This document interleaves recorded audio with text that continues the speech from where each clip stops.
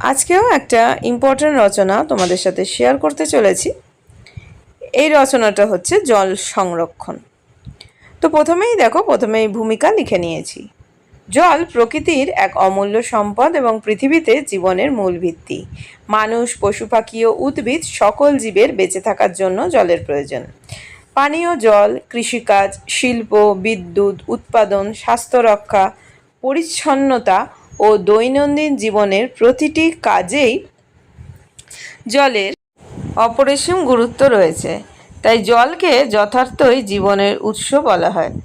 পৃথিবীতে প্রচুর জল থাকলেও তার অধিকাংশই লবণাক্ত সমুদ্রের জল। মানুষের ব্যবহারের উপযোগী মিঠা জলের পরিমাণ খুবই সীমিত। তাই এই অমূল্য সম্পদের সঠিক ব্যবহার ও সংরক্ষণ আজ সময়ের অন্যতম প্রধান দাবি। আমরা নিজেরাও জানি যে জল আমাদের কাছে কতটা গুরুত্বপূর্ণ, সেই জন্য জলের আর এক নাম জীবন। তারপরে জলের গুরুত্ব, এটা নেক্সট পয়েন্ট। জল ছাড়া কোনো জীবের অস্তিত্ব কল্পনা করা যায় না। মানুষের শরীরের একটি বড় অংশ জল দিয়ে গঠিত এবং সুস্থ থাকার জন্য প্রতিদিন নির্দিষ্ট পরিমাণ বিশুদ্ধ জল পান করা প্রয়োজন। কৃষিক্ষেত্র, সেচের জন্য, শিল্প কারখানায় উৎপাদনের জন্য, বিদ্যুৎ উৎপাদনে, মাছ চাষে, পরিবহনে এবং গৃহস্থালির নানান কাজে জল অপরিহার্য। শুধু মানুষ না, প্রকৃতির প্রতিটি জীব এবং পরিবেশের ভারসাম্য রক্ষার ক্ষেত্রেও জলের ভূমিকা অত্যন্ত গুরুত্বপূর্ণ। তাই জলকে মানব সভ্যতার অন্যতম প্রধান সম্পদ হিসেবে বিবেচনা করা হয়। এটা গেল জলের গুরুত্বর পয়েন্ট। এরপরে দেখো নেক্সট পয়েন্ট কি লিখেছি। বর্তমান সময়ে জলসংকট। বর্তমান বিশ্বে জলসংকট একটি ভয়াবহ সমস্যা হিসেবে দেখা দিয়েছে। জনসংখ্যা বৃদ্ধি, নগরায়ন, শিল্পায়ন এবং জলবায়ু পরিবর্তনের ফলে নিরাপদ পানীয় জলের অভাব ক্রমশ বাড়ছে। বহু নদী, খাল ও পুকুর শুকিয়ে যাচ্ছে অথবা দূষিত হয়ে পড়ছে। ভূগর্ভস্থ জলের স্তরও দিন দিন নিচে নেমে যাচ্ছে। ভারতের বিভিন্ন রাজ্যে গ্রীষ্মকালে তীব্র জলসংকট দেখা যায় এবং অনেক মানুষকে বিশুদ্ধ পানীয় জলের জন্য দীর্ঘ পথ অতিক্রম করতে হয়। যদি এখনই যথাযথ ব্যবস্থা গ্রহণ না করা হয় তবে ভবিষ্যতে এই সমস্যা আরও ভয়াবহ রূপ নেবে। এরপরে দেখো নেক্সট পয়েন্ট কি আছে। এরপর নেক্সট হচ্ছে জলসংকটের কারণ। জলসংকটের প্রধান কারণ মানুষের অসচেতনতা এবং প্রাকৃতিক পরিবেশের অবক্ষয়। প্রতিদিন অপ্রয়োজনীয়ভাবে বিপুল পরিমাণ জল অপচয় করা হয়। শিল্প কারখানার বর্জ্য, প্লাস্টিক এবং নোংরা আবর্জনা নদী, পুকুর ও অন্যান্য জলাশয়ে ফেলার ফলে জল দূষিত হচ্ছে। বনভূমি ধ্বংসের কারণে বৃষ্টিপাতের স্বাভাবিক চক্র ব্যাহত হচ্ছে, ফলে অনেক এলাকায় খরা দেখা দিচ্ছে। এছাড়া কৃষিকাজে অতিরিক্ত ভূগর্ভস্থ জল উত্তোলন এবং জলাশয় ভরাট করার কারণেও জলসংকট দ্রুত বৃদ্ধি পাচ্ছে।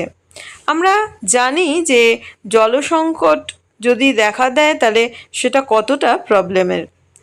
তারপরে দেখো জল সংরক্ষণের প্রয়োজনীয়তা। সেই জন্য কিন্তু জল সংকট যদি হয় আমাদের কিন্তু জল সংরক্ষণের যথেষ্ট প্রয়োজনীয়তা আছে। জল সীমাহীন সম্পদ নয়, একবার অপচয় হলে তা সহজে ফিরিয়ে আনা যায় না। আজ আমরা যদি জল সংরক্ষণ না করি তাহলে ভবিষ্যৎ প্রজন্ম নিরাপদ পানীয় জল থেকে বঞ্চিত হবে। কৃষি, শিল্প, স্বাস্থ্য ও পরিবেশ সব ক্ষেত্রেই এর নেতিবাচক প্রভাব পড়বে।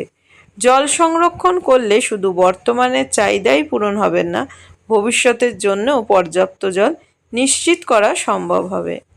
তাই জল সংরক্ষণ মানব সভ্যতার অস্তিত্ব রক্ষার জন্য অত্যন্ত গুরুত্বপূর্ণ। জল সংরক্ষণের উপায়। জল সংরক্ষণের জন্য সর্বপ্রথম জলের অপচয় বন্ধ করতে হবে। অপ্রয়োজনীয়ভাবে কল খোলা রাখা যাবে না, যেটা কিন্তু আমরা অনেকেই করে রাখি, এবং প্রয়োজন অনুযায়ী জল ব্যবহার করতে হবে।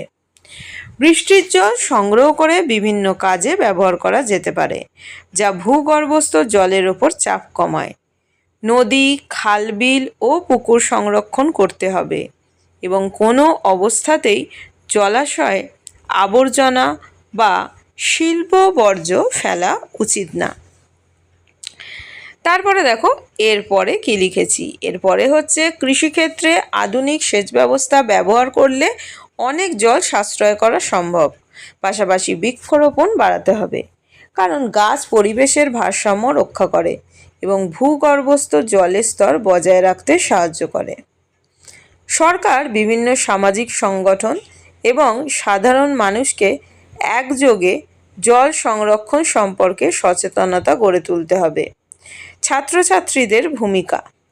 জল সংরক্ষণের ক্ষেত্রে ছাত্রছাত্রীরাও গুরুত্বপূর্ণ ভূমিকা পালন করতে পারে। তারা বিদ্যালয় ও সমাজে জল সংরক্ষণ সম্পর্কে সচেতনতা সৃষ্টি করতে পারে, বৃক্ষরোপণ কর্মসূচিতে অংশগ্রহণ করতে পারে এবং নিজের বাড়িতে জল অপচয় না করার অভ্যাস গড়ে তুলতে পারে। ছোটবেলা থেকেই এই অভ্যাস গড়ে উঠলে ভবিষ্যতে একটি দায়িত্বশীল সমাজ গড়ে তোলা সম্ভব হবে। এরপরে দেখো এরপরে নেক্সট কি লিখেছি। আরেকটা কথা, যদি প্রথমে তোমরা ভূমিকা আমি শুরু করেছি, প্রথমে যদি তার আগে তোমরা একটা কোটেশন দিয়ে শুরু করতে চাও সেটাও কিন্তু শুরু করতে পারো। তারপরের পয়েন্ট দেখো, উপসংহার। জল আমাদের জীবনের সবচেয়ে মূল্যবান প্রাকৃতিক সম্পদ, তাই এর সঠিক ব্যবহার ও সংরক্ষণ করা আমাদের নৈতিক ও সামাজিক দায়িত্ব। শুধু সরকার বা কোনো একটি সংস্থার উদ্যোগে নয়, প্রত্যেক নাগরিকের সচেতন অংশগ্রহণের মাধ্যমে জল সংরক্ষণ সফল হতে পারে। আজ আমরা যদি প্রতিটি ফোঁটা জলের মূল্য বুঝে তা সংরক্ষণ করি, তবে ভবিষ্যৎ প্রজন্মের জন্য একটি নিরাপদ, সুস্থ ও সুন্দর পৃথিবী গড়ে তোলা সম্ভব হবে। তাই আমাদের সকলের শপথ হওয়া উচিত, জল বাঁচান, জীবন বাঁচান। আজকে আমি ভিডিওটা এখানে শেষ করলাম। সবাই খুব ভালো থেকো, সুস্থ থেকো, সাবধানে থেকো। এরকম আরও ভিডিও আমার চ্যানেলে আছে, প্লেলিস্টও করে দেওয়া আছে। তোমরা যদি মনে করো সেখান থেকে চেক করে নিতে পারো বা চ্যানেলে গিয়েও দেখে নিতে পারো।